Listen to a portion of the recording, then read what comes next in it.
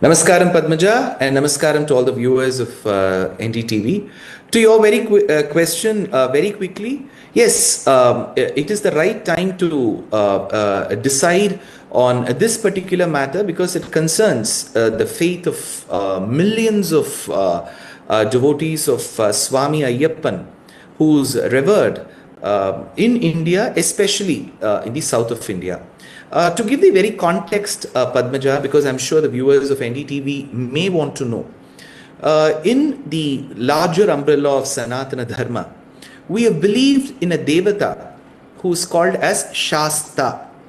And this Shasta has been mentioned in a few of the texts, and he finds a lot of mentions in the local legends, and he's regarded as the guardian deity.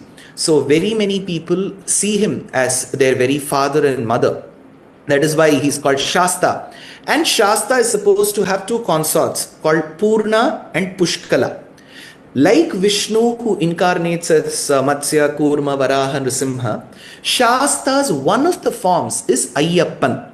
In the Tamil Malayalam language, Ayya means Swami and Appan means the one who protects us, rules us. So Ayyappan is the deity who is believed to be one of the avatars of Shasta. And in this particular Mala, which is Giri, mountain called Sabarimala, it is believed that he is a celibate. So in this particular kshetram of Sabarimala, it is said that between a certain age to a certain age, the women are not allowed, which is the menstruation period when they are not allowed. The same Ayyappan has thousands of temples in other parts of the country and world over, where women across ages are allowed. Only in this place they are not allowed. And this has been made into an issue. So I am very sure that when such review petitions do come up and the court will get into the details, they will know that there is no discrimination made, and this is absolutely no discrimination based on gender or the menstruation in the woman, because the same Ayyappan temple across the world allows women. It is only in this kshetram that they are not allowed, and Astikas, the women devotees, are extremely sensitive about it and they respect it, and I'm very sure the court will take all this into cognizance. But Dushyanth, Sridhar, that basically, are you trying to suggest that the act of not allowing women inside when they are menstruating has more to do with the nature of the deity, the fact that he is celibate, and not of the women, that it's not because they are impure, it's just because the nature of the deity here is celibate? Is that the distinction? Yeah. See, for example, Padmaja, just to give you a very, very mundane example, let's say you have 5 houses and Padmaja says, Dushyanth, I would like you to come to my place. Please have food with us, but don't come to house number 1. Come to house number 2, 3, 4 or 5. It is as simple as that. Ayyappan has many temples, at least thousands of temples across the world. The main temple is Sabarimala. There he says, I am a celibate, I am a brahmachari. So women between this age to this age need not come here.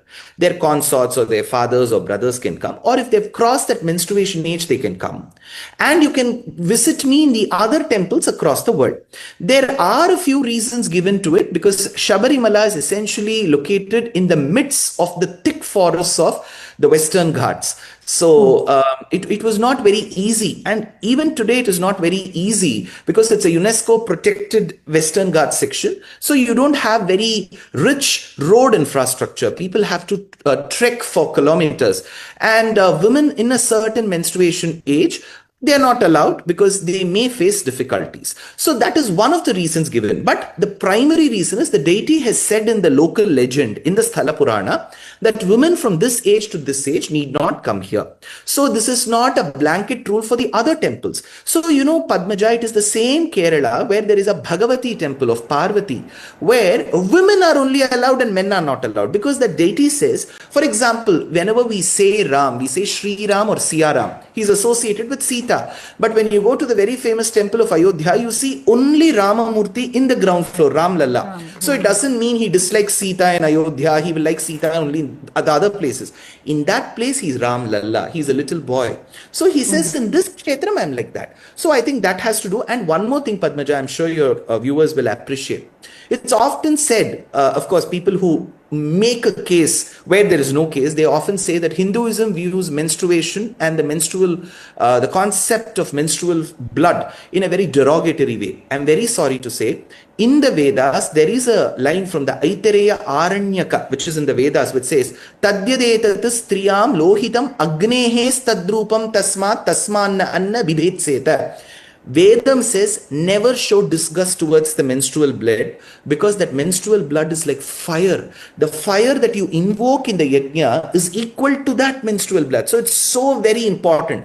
So nobody uses that in a derogatory way. One.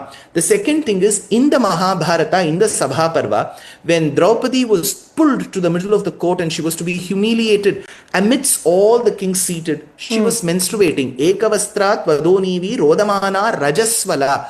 At that point in time, she invoked Krishna's name and Krishna blessed her. So Bhagavan doesn't discriminate based on menstruation. Hinduism especially doesn't see menstrual blood in a very derogatory way. It just says during this period, do not visit Sabarimala. That's all. So I feel that is absolutely the deity is right. And the same deity says in other places, I am giving darshan to my devotees, women of across all ages. So thousands of people visit the other Ayyappa shrines. Many of them wait for the menstruation to come, get over, which is after the menopause. And after that, they visit. So I feel there has been a huge halabalu and a very vicious campaign that's been made against the deity and especially the kshetra.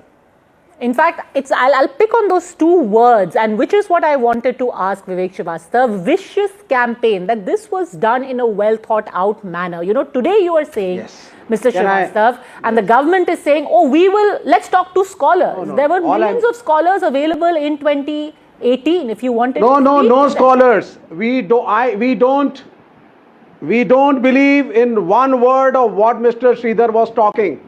I don't believe in one word. Please don't do that. Why should you? You are a far big essential religious practice, because that is what it all boiled down to. When the Supreme Court said we strike down this rule and that all women should be allowed to enter, should courts be able to make that decision? It is a very, very tricky scenario because a common man with any kind of issue is allowed to approach the apex court, or any court for that matter, the High Court or the Supreme Court. So that's the right that the Constitution has given us. So I don't think it says that, okay, if it pertains to a religion, you cannot go. If it pertains to another issue, you cannot go. So with respect to any issue that the common man finds is infringing upon his rights or her rights, the person can approach. But where it gets a bit tricky is, of course, you cannot expect the judiciary to become experts in Agama and Nigama in one night. So if somebody were to ask me about mining issues, I wouldn't know. I have to read upon a lot of books.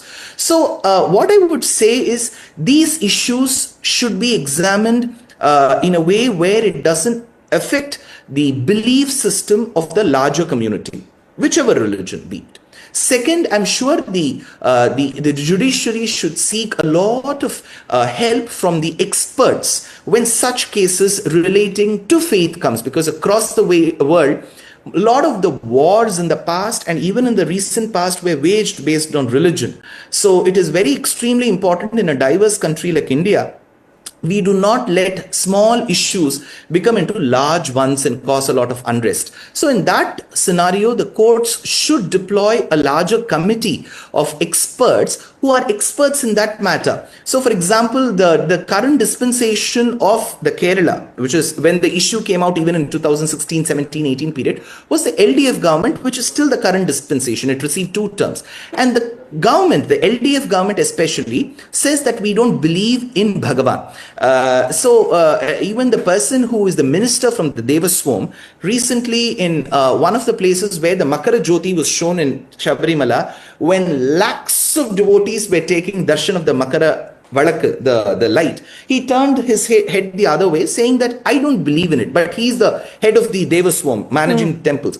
So the government is very clear in Kerala that we don't believe in the Hindu rituals, and we don't believe in such practices. So I feel with such a government in the realm, if such issues come up, surely that will become a cakewalk for them to make a big imbroglio out of such issues. So in such cases, the courts should be extra careful to deploy a very, very unbiased, a very well-read set of panelists or committee members who are experts in the Agama, seek their opinion, and then vis-a-vis see what rights it infringes upon or doesn't infringe upon, and be very careful while issuing certain judgments. I am no person, Padmaja, I'm too small a person to be telling what the courts should be doing. But ideally, this is the way ahead if we have to avoid a lot of unrest and some kind of communal repercussions in the country. But you know, it is funny that this could have been done right at the outset, but a change of heart has happened after all of these years. Why do you think that is? So there were two things. One, while this judgment about Sabarimala of Kerala pertaining to the Hindu devotees of Kerala was given by the Apex Court in around that period of 2016-17, around the same time, just a month before or later, there was another issue pertaining with two religious groups of a church in Kerala. So that was a long-standing dispute, and the court said that the state dispensation has to intervene and solve this issue. So on one side, it was concerning Christianity of Kerala, the other side with Hinduism in Kerala. The government intelligently took upon the Hindu issue and said, for the Christian issue, we are not going to interfere. Let them solve it themselves. If they had done it the same way for the Hindus and said, let Hindus solve, let them file a review petition in the court and take it ahead, then they would have seemed unbiased.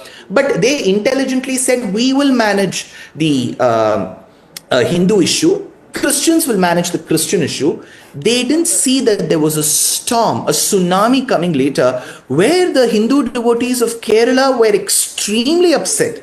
So there were roadshows, because that's very unlikely of Kerala, because Kerala, yes, it does have strike and union strikes, but when it comes to religion, it has never seen such large protests. It was a huge hullabaloo where people came onto the streets and then they said, we can't take it. They saw that storm, they couldn't see that storm coming, but they were quite taken aback. Now they intelligently know that if this is the way ahead, where they openly take up to their definition of secularism, which means going anti-Hindu, they will be affected for long term. So they have now intelligently said, which I feel, which I appreciate, which they say, let the courts review it and then let them see it in the light of the Hindu belief. So I welcome it, but I think this enlightenment could have come much earlier, but better late than never. Well, I think that is summed up beautifully, and the examples you gave for everyone who is arguing that there is equal respect for all religion, the facts are before you. I'm going to have to leave it at that. Thank you very much, all gentlemen, for joining me.